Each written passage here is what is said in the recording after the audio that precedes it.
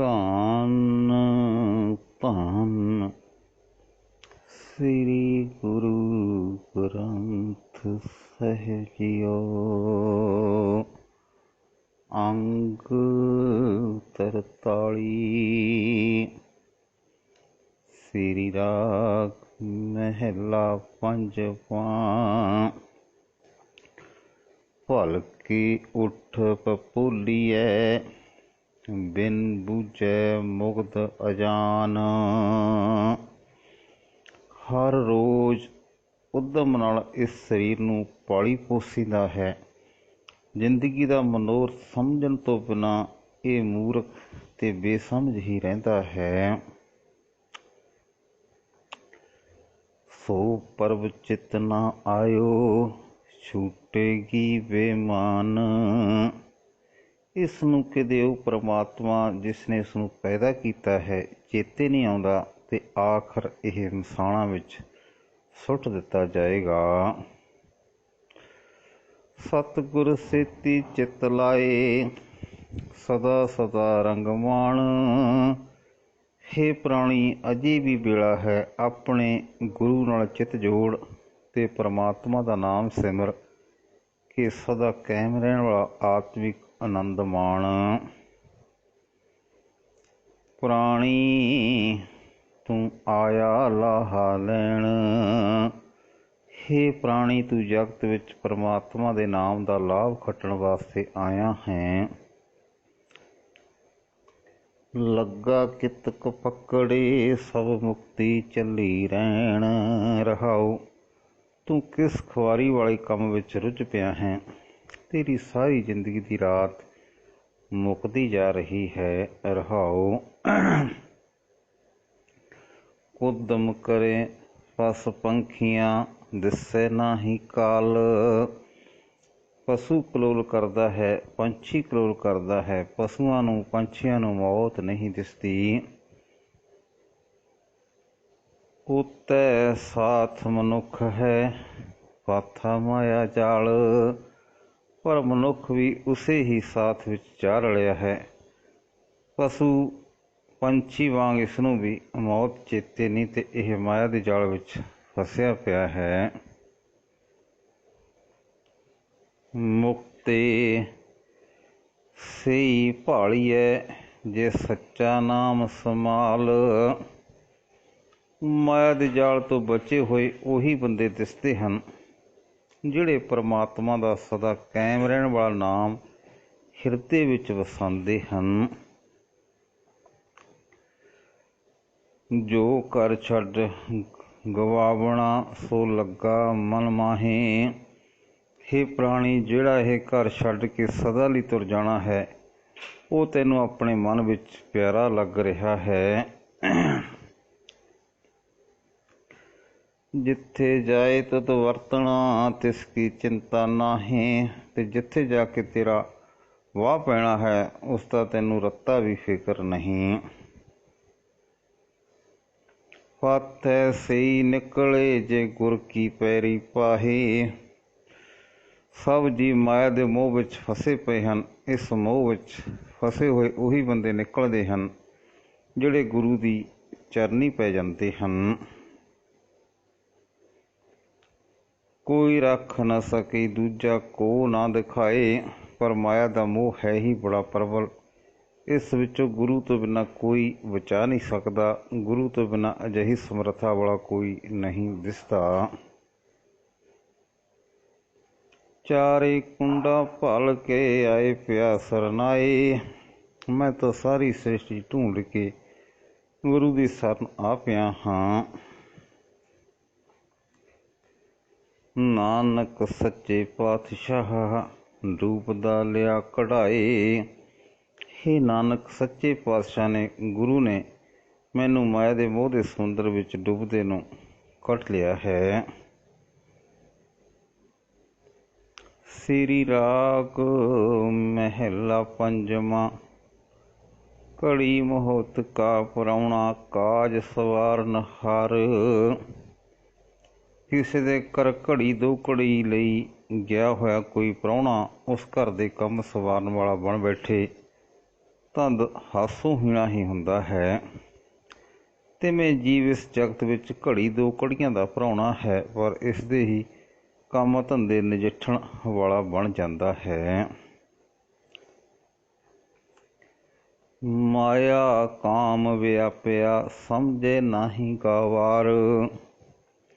ਮੂਰਖ ਜੀਵ ਦਾ ਸਹੀ ਰਾਹ ਨਹੀਂ ਸਮਝਦਾ, ਮੂਰਖ ਜੀਵ ਜੀਵਨ ਦਾ ਸਹੀ ਰਾਹ ਨਹੀਂ ਸਮਝਦਾ, ਮਾਇਆ ਦੇ ਮੋਹ ਵਿੱਚ ਤੇ ਕਾਮ ਵਾਸਨਾ ਵਿੱਚ ਫਸਿਆ ਰਹਿੰਦਾ ਹੈ।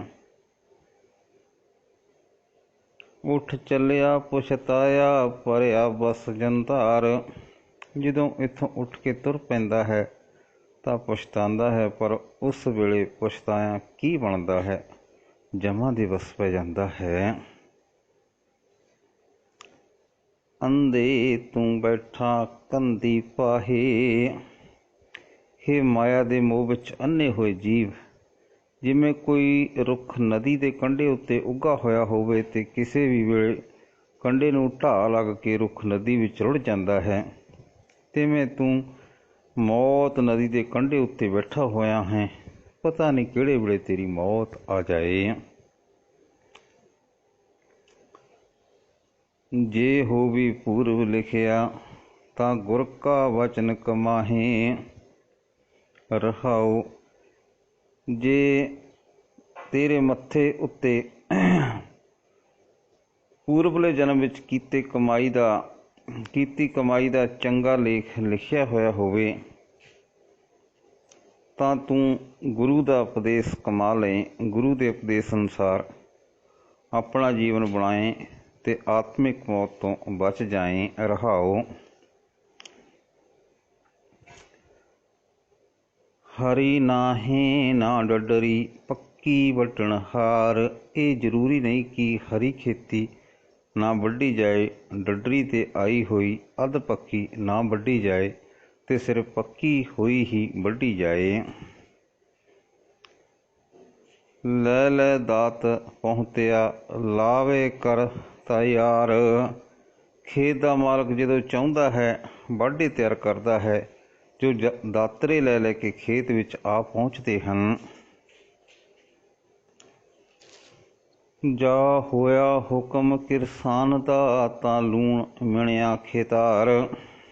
ਜਦੋਂ ਖੇਤ ਦੇ ਮਾਲਕ ਦਾ ਹੁਕਮ ਹੁੰਦਾ ਹੈ, ਉਹ ਵਾਢੀ ਖੇਤ ਨੂੰ ਵੱਢ ਕੇ ਸਾਰਾ ਖੇਤ ਮਿਣ ਲੈਂਦੇ ਹਨ। ਇਸ ਤਰ੍ਹਾਂ ਜਗਤ ਦਾ ਮਾਲਕ ਪ੍ਰਭੂ ਜਦੋਂ ਹੁਕਮ ਕਰਦਾ ਹੈ, ਜਮ ਆ ਕੇ ਜੀਵ ਨੂੰ ਲੈ ਜਾਂਦੇ ਹਨ, ਚਾਹੇ ਬਾਲ ਉਮਰ ਹੋਣ, ਚਾਹੇ ਜਵਾਨ ਹੋਣ ਤੇ ਚਾਹੇ ਬੁੱਢੇ ਹੋ ਚੁੱਕੇ ਹੋਣ। ਪਹਿਲਾ ਪਹਿਰ ਧੰਦੇ ਗਿਆ, ਦੂਜੇ ਭਰ ਸੋਇਆ।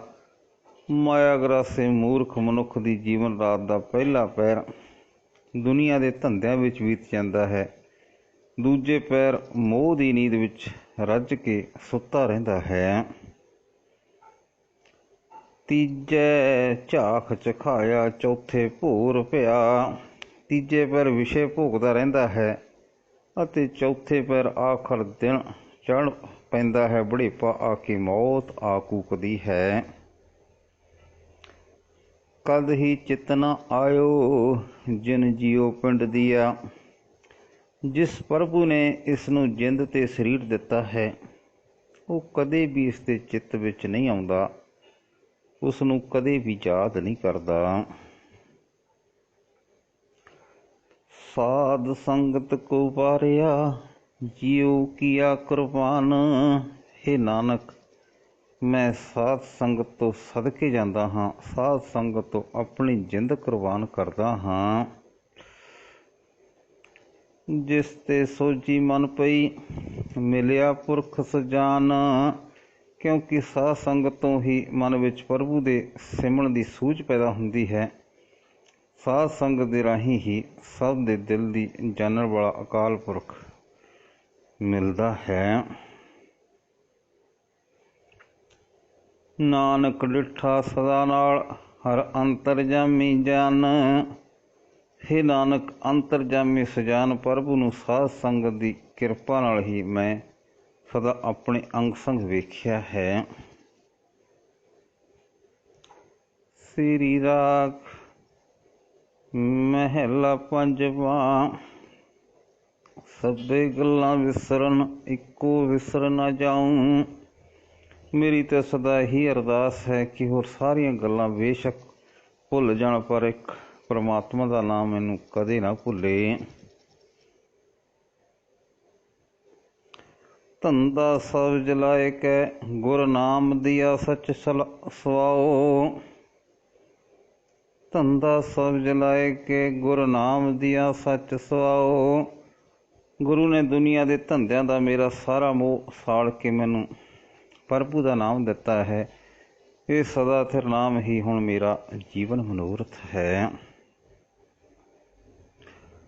ਆਸਾ ਸਭੇ ਲਾਏ ਕੇ ਇੱਕਾ ਆਸ ਕਮਾਉ। ਮੈਂ ਦੁਨੀਆ ਦੀਆਂ ਸਾਰੀਆਂ ਆਸਾਂ ਮਨ ਵਿੱਚੋਂ ਦੂਰ ਕਰਕੇ ਇੱਕ ਪਰਮਾਤਮਾ ਦੀ ਆਸ ਆਪਣੇ ਅੰਦਰ ਪੱਕੀ ਕਰਦਾ ਹਾਂ। ਜਿਨੀ ਸਤਿਗੁਰ ਸੇਵਿਆ ਤਿਨ ਅੱਗੇ ਮਿਲਿਆ ਥਾਓ।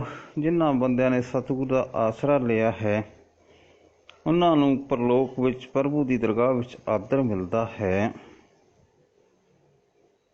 ਮਨ ਮੇਰੇ ਕਰਤੇ ਨੂੰ ਸਲਾਹਿਆ। ਮਨ ਮੇਰੇ ਕਰਤੇ ਨੂੰ ਸਲਾਹੇ।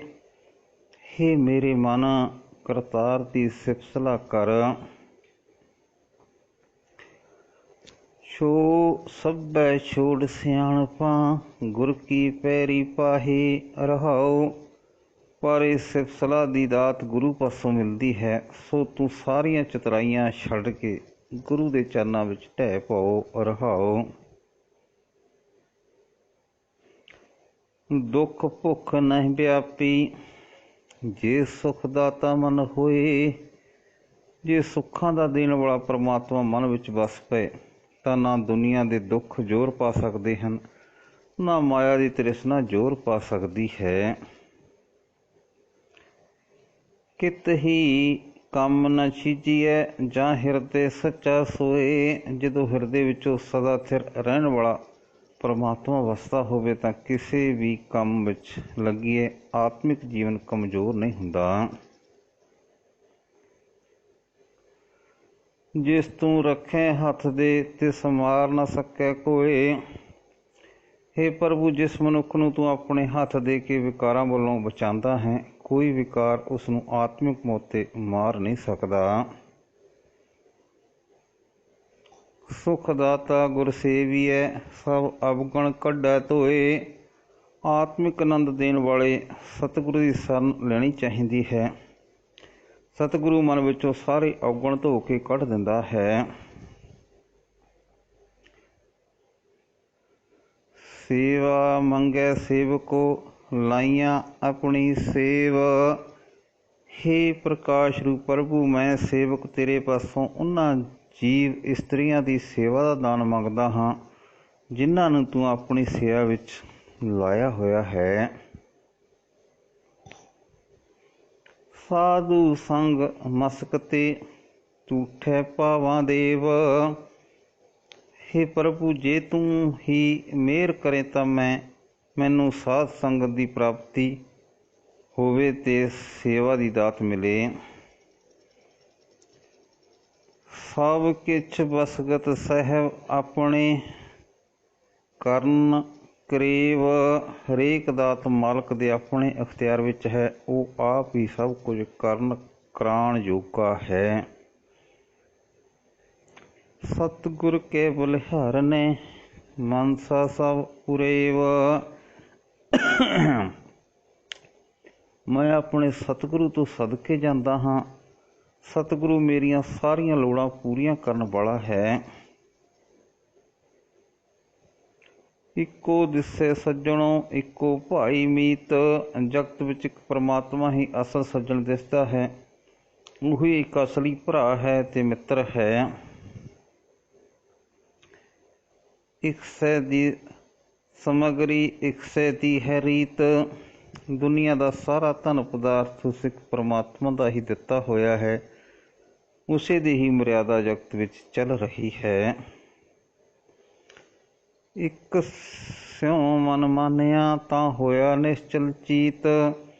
ਜਦੋਂ ਮਨੁੱਖ ਦਾ ਮਨ ਇੱਕ ਪਰਮਾਤਮਾ ਦੀ ਯਾਦ ਵਿੱਚ ਗਿੱਝ ਜਾਂਦਾ ਹੈ ਤਦੋਂ ਉਸ ਦਾ ਚਿੱਤ ਮਾਇਆ ਵਾਲੇ ਪਾਸੇ ਡੋਲਣੋਂ ਹਟ ਜਾਂਦਾ ਹੈ। ਸੱਚ ਖਾਣਾ ਸੱਚ ਪਹਿਨਣਾ ਟੇਕ ਨਾਨਕ ਸੱਚ ਕੀਤ। हे ਨਾਨਕ, ਉਹ ਪਰਮਾਤਮਾ ਦੇ ਸਦਾ ਸਥਿਰ ਨਾਮ ਨੂੰ ਆਪਣੇ ਆਤਮਾ ਦੀ ਖੁਰਾਕ ਬਣਾ ਲੈਂਦਾ ਹੈ। हे ਨਾਨਕ, ਉਹ ਪਰਮਾਤਮਾ ਸਦਾ ਸਥਿਰ ਨਾਮ ਨੂੰ ਆਪਣੇ ਆਤਮਾ ਦੀ ਖੁਰਾਕ ਬਣਾ ਲੈਂਦਾ ਹੈ, ਨਾਮ ਨੂੰ ਹੀ ਆਪਣੀ ਆਤਮਿਕ ਪੁਸ਼ਾਕ ਬਣਾਉਂਦਾ ਹੈ ਅਤੇ ਸਦਾ ਸਥਿਰ ਨਾਮ ਨੂੰ ਹੀ ਆਪਣਾ ਆਸਰਾ ਬਣਾਉਂਦਾ ਹੈ। ਸੱਚ ਖਾਣਾ ਸੱਚ ਪਹਿਨਣਾ ਟੇਕ ਨਾਨਕ ਸੱਚ ਕੀਤ। ਵਾਹਿਗੁਰੂ ਜੀ ਕਾ ਖਾਲਸਾ, ਵਾਹਿਗੁਰੂ ਜੀ ਕੀ ਫਤਿਹ।